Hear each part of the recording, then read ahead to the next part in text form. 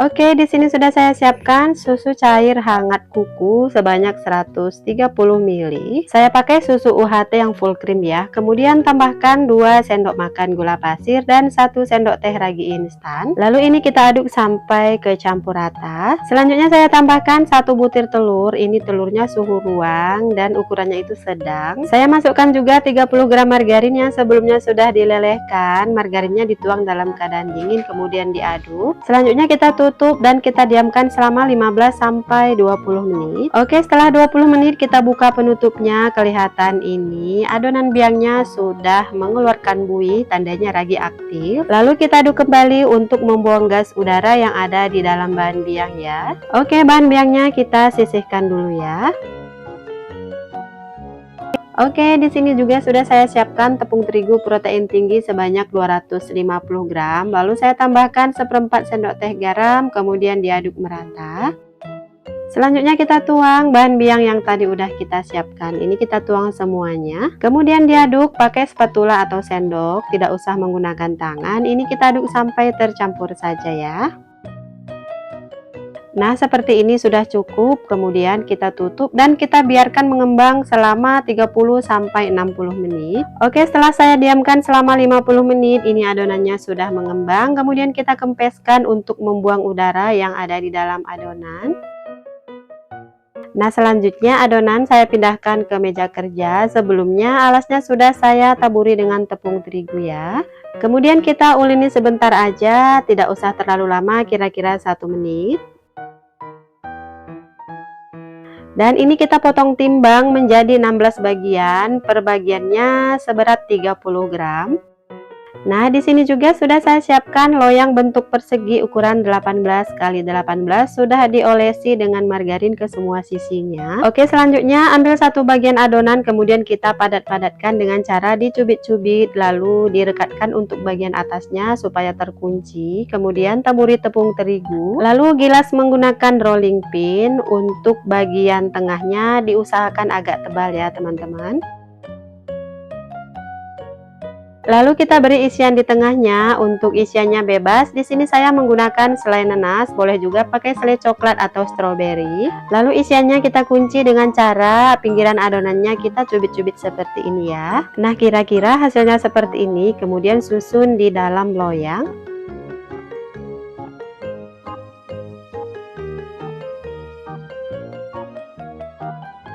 Nah, ini ada satu bagian yang gagal setelah diberi isian. Adonannya susah untuk direkatkan, alhasil isiannya bleber. Tapi nggak apa-apa, ini tetap saya panggang dan letakkan di dalam cup paper seperti ini. Oke, proses berikutnya untuk adonan yang sudah kita tata di dalam loyang, ini kita resting kurang lebih 30-40 menit ya. Oke, setelah di resting kurang lebih 40 menit, ini adonannya sudah mengembang ya. Kemudian ini saya oles menggunakan susu cair. Untuk susu cairnya saya pakai UHT full cream juga ya, dan ini siap untuk kita panggang. Jadi 10 menit sebelum proses resting berakhir, oven sudah kita panaskan supaya suhunya stabil. Ini saya panggang selama 20 menit pakai api atas bawah suhu 170 derajat, atau pemanggangan disesuaikan dengan oven masing-masing ya. Oke, setelah 20 menit ini rotinya udah matang, langsung aja kita keluarkan dari dalam oven. Selagi rotinya masih panas, langsung kita oles menggunakan butter atau margarin supaya kelembutannya terjaga dan roti kita tidak keras ya. Dan sekaligus membuat tampilan rotinya jadi cantik, permukaannya jadi glowing ya.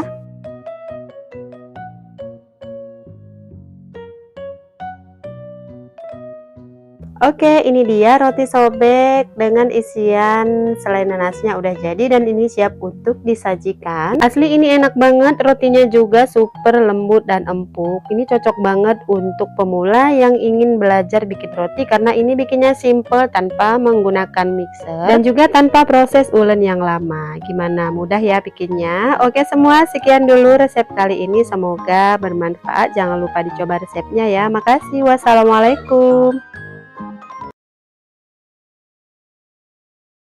Assalamualaikum, kali ini saya akan share resep roti boy atau sering disebut juga dengan roti O. Roti ini sering kita jumpai di stasiun atau di bandara. Ini rasa dan aroma kopinya itu medok banget, super wangi. Roti ini dalamnya lembut banget dan di luarnya itu crispy dan garing. Pokoknya ini enak banget ya. Cocok dijadikan sebagai cemilan keluarga, bikin sendiri makannya lebih puas, dapatnya juga lebih banyak ya. Oke, yang penasaran langsung aja kita ke resepnya.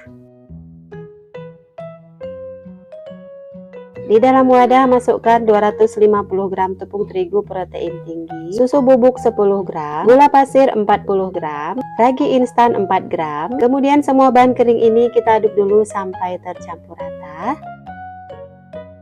Setelah rata, tambahkan 2 butir kuning telur, air dingin dari kulkas 100-120 gram. Untuk airnya dituang secara bertahap ya, jangan dimasukkan sekaligus supaya kita bisa mengontrol adonan. Airnya saya tambahin lagi ya, karena ini adonannya masih terlalu kering. Lanjut saya uleni menggunakan tangan supaya lebih mudah mengontrol adonannya. Jadi total air yang saya pakai adalah 105 gram ya. Oke, setelah membentuk sebuah gumpalan, saya tambahkan margarin sebanyak 30 gram dan garam sebanyak 2 gram. Dan lanjut aja, ini saya uleni menggunakan mixer. Saya menggunakan kecepatan sedang atau nomor 3.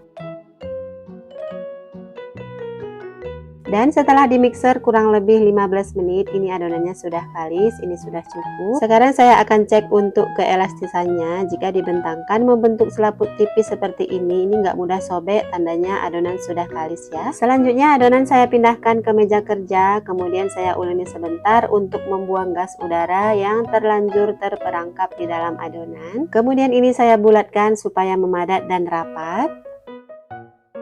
Dan supaya permukaannya nggak kering, ini saya olesi menggunakan minyak goreng tipis-tipis ya. Kemudian adonannya saya bagi-bagi menjadi 8 pasang, terbagi atas adonan kecil dan adonan besar. Adonan kecilnya seberat 20 gram, sementara adonan besarnya seberat 38-39 gram. Jadi total adonannya ada 16 pieces, 8 pieces adonan kecil dan 8 pieces adonan besar. Nah, setelah selesai dibagi-bagi, kemudian adonannya saya ronding.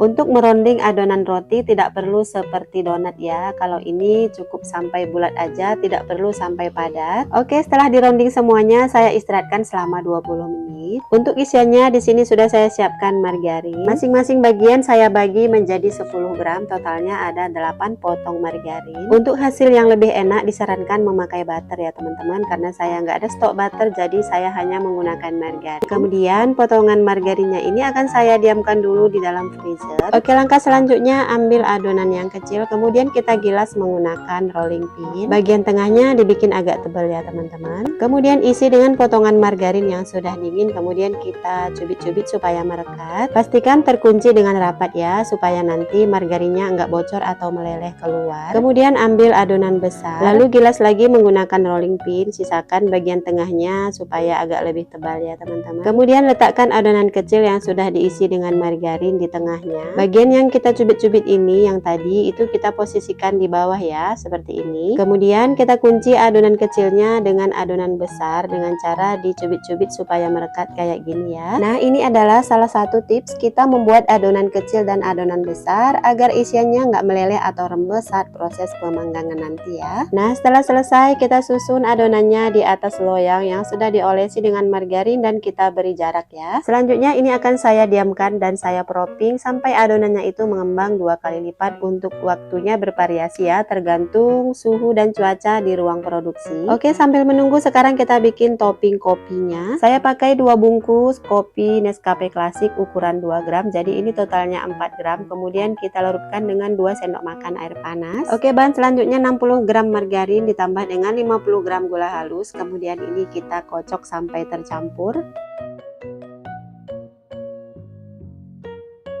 Setelah tercampur, tambahkan 1 butir telur. Ini telurnya ukuran sedang ya. Lalu diaduk kembali sampai rata. Lalu tambahkan 70 gram tepung terigu, saya pakai protein sedang. Lalu diaduk kembali. Nah, yang terakhir kita tuang deh larutan kopi yang tadi udah kita bikin. Lalu diaduk kembali sampai rata, sampai adonannya itu menjadi lembut dan membentuk suatu pasta atau krim. Oke, ini udah cukup. Sekarang kita pindahkan pasta kopinya ke dalam plastik segitiga. Tujuannya supaya memudahkan nanti saat mengaplikasikan ke atas adonan. Oke, ini adonannya sudah mengembang. Setelah saya diamkan kurang lebih 1 jam. Kemudian kita semprotkan krim kopi ke atas adonan. Pasta kopinya diaplikasikan jangan sampai penuh ya, karena saat proses pemanggangan nanti krimnya akan turun atau meluber.